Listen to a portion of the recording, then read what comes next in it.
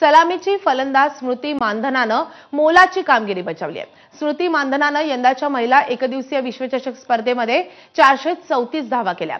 स्पर्धेत सर्वाधिक धावा करणाऱ्यांच्या यादीमध्ये स्मृती दुसऱ्या स्थानी आहे. याशिवाय स्पर्धेत स्मृती हिनं एक शतकही झळकावलंय. स्मृती मानधनाचे कोच अनंत तांबेकर हे आपल्या सोबत आहेत. आपण थेट त्यांच्याशी बातचीत करणार आहोत. अनंतजी, तुमचंही खूप अभिनंदन, कारण काल महिलांनी विश्वचषक उंचावलेला आहे. जे संपूर्ण भारताचं स्वप्न होतं ते स्वप्न अखेर साकार झालेलं आहे. तुमच्या काय भावना होत्या या विजयानंतर? निश्चितच खूप आनंद होत होता. पर्सनल माइलस्टोन पेक्षा वर्ल्ड कप जिंकणं इम्पॉर्टंट आहे कोणत्याही प्लेयरसाठी. सो ऑब्व्हियसली काल खूप जल्लोष सुरू होता, फटाके वाजत होते. मी जिथे संभाजीनगरमध्ये होतो काल, तर खूप अभिमान आहे की माझ्या सांगलीचे एक माझी स्टुडंट किंवा माझी हे विद्यार्थी एवढ्या मोठ्या लेवलला इंडियाला रिप्रेझेंट करून वर्ल्ड कप जिंकलं. अनंतजी, कालच्या या विजयानंतर स्मृतीशी तुमची काही बातचीत झाली आहे का? ऑनेस्टली मॅम, खूप लेट होतं आणि I wanted to give them some space. त्यांचा जो टाइम आहे, जो मोमेंटम आहे, त्याच्यामध्ये त्यांनी राहणं गरजेचं आहे. आज निश्चितच होईल माझी गोष्टीच्याशी. स्मृतीनं या पूर्ण वर्ल्ड कपमध्ये 434 रन्स केलेले आहेत आणि अर्थातच तिची कालची भागीदारी तितकीच महत्वाची होती. तिच्या या परफॉर्मन्स बद्दल तुम्हाला काय वाटतं? मी पहिलाच बोललो, पर्सनल माइलस्टोन पेक्षा मॅचेस जिंकणं इम्पॉर्टंट आहे भारतासाठी. आणि सर्वात मोठं मला कौतुक करावं वाटेल की शेफाली वर्माचं ज्या पद्धतीने ती डोमेस्टिक क्रिकेटमधून स्ट्रेट अवे वन डे क्रिकेटसाठी आली. ती T20 क्रिकेट खेळत होती तिकडे, आणि the way she batted, the way she bowled, which is like amazing. I am short of words to be honest. खरं तर कालचा सामना हा सोपा नव्हता. दक्षिण आफ्रिकेच्या कर्णधारांनी शतक केलं होतं आणि तिची विकेट जोपर्यंत पडत नव्हती तोपर्यंत सगळ्या भारतीयांच्या मनामध्ये एक प्रकारची धाकधूक होती. त्यामुळे त्या दृष्टीनं म्हणजे त्या क्षणी काय वाटत होतं, आणि स्मृतीने सामन्याआधी तुमच्याशी कधी बातचीत केली होती का? तिच्या काय भावना होत्या या वर्ल्ड कप फायनल बद्दल? मॅचच्या बद्दल सांगायचं झालं तर कोणतीच मॅच एवढी इझी नसते, आणि ती फायनल तर होती म्हणल्यानंतर आणखीन थोडंसं एक्स्ट्रा ऍडेड प्रेशर होतं. बट ज्या पद्धतीने आपली टीम इंडिया खेळत होती, असं वाटतच नव्हतं की कुठल्या आपण लुझिंग साईडला हे होणार आहे. आपण विनिंग साईडच होणार होते, याच्यामध्ये पूर्ण शाश्वती होती. आणि स्मृतीबद्दल सांगायचं झालं तर टूर वरती असताना आमचं फक्त एकच असतं discussion, just play well, do well, that's it, make sure your team wins. खरं तर आपण काल भारतभर जो जल्लोष पाहिला हा आपण याआधी कायमच पुरुषांच्या अशा मोठ्या विजयानंतर पाहिलेला आहे. महिलांसाठी जो काही जल्लोष झालेला आहे त्याबद्दल कसं वाटतं तुम्हाला? कारण तुम्ही अनेक महिलांना अशा प्रकारे शिकवत असाल, प्रशिक्षण देत असाल.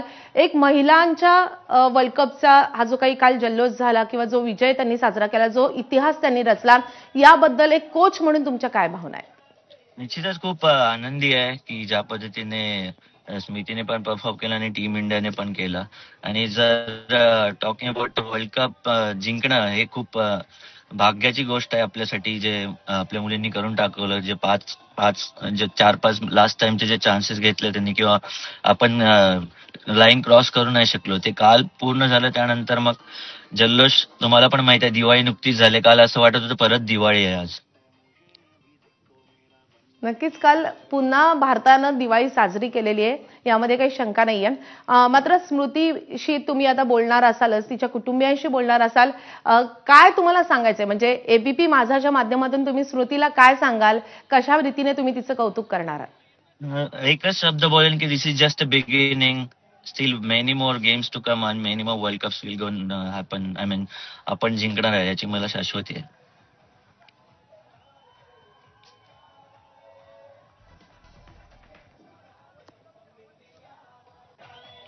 अनंतजी, स्मृतीविषयी अजून काही गोष्टी जाणून घ्यायच्यात. तुम्ही तिला प्रशिक्षण दिलेलं आहे. स्मृतीविषयी तुम्ही काय सांगाल? म्हणजे खरं तर तिचा कालचं जे काही या सगळ्या सामन्यामधलं योगदान होतं ते खूप मोठं होतं. मात्र स्मृती ही भारताची उपकर्णधार आहे.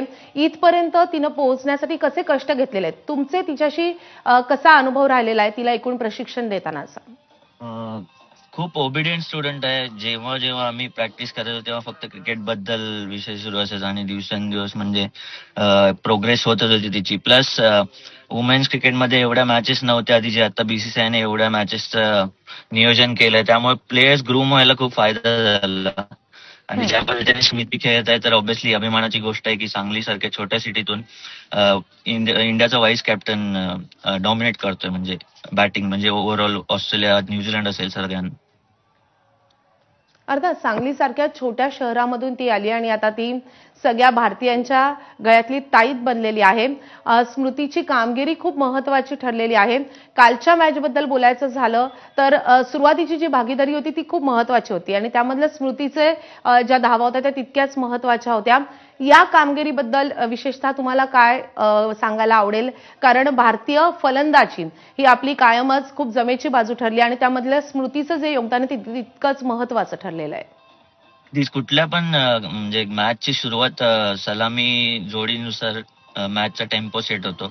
ज्या पद्धतीने शेफाली आणि स्मितीने दोघांनी संयमी खेळी केली आणि नंतर शेफालीने जे एक्सेप्शनल इनिंग केली दॅट इज अमेझिंग. म्हणजे once in a life time you would see like world cup मध्ये एवढं 100 रनची स्टँडिंग होते आणि नंतर मग ऑलमोस्ट डॉमिनेटिंग होतो आपण. नो डाऊट लॉरा वुल्फ ज्या पद्धतीने खेळत होती ते लोक पण जिंकायला आले होते. But at the end as I said की ज्या पद्धतीने आपली टीम इंडिया खेळते असं कुठल्याही क्षणी मला तरी वाटलं नाही की आपण लुझिंग साईडला फिनिश करणार आहे.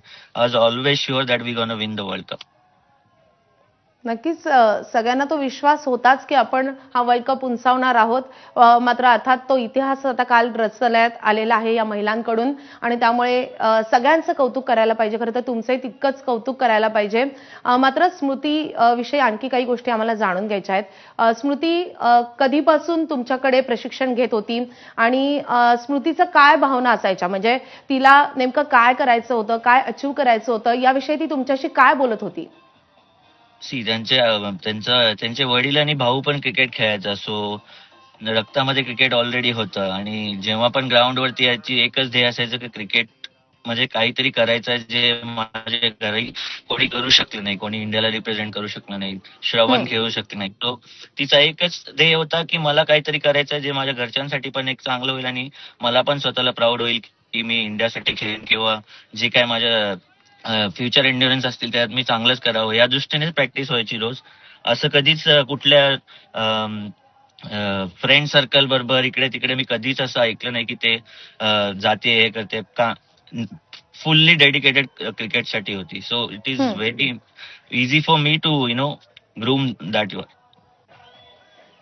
नक्कीच तिचे डेडिकेशन आपण पाहिलेलं आहे आणि त्यानंतर आपण कालचा विजय पाहिलाय आणि त्यामुळे भारतातल्या शेकडो महिला क्रिकेटपटूंना ज्यांना अशा प्रकारे भारतीय क्रिकेट संघामध्ये स्थान मिळवायचं त्यांच्यासाठी खूप मोठी प्रेरणा असणार आहे आणि त्यासाठी आनंदजी तुमचे खूप आभार. तुम्ही आमच्याशी संवाद साधलात आणि अर्थातच कालच्या विजयानंतर तुमचेही खूप कौतुक आणि तुम्हालाही खूप साऱ्या शुभेच्छा.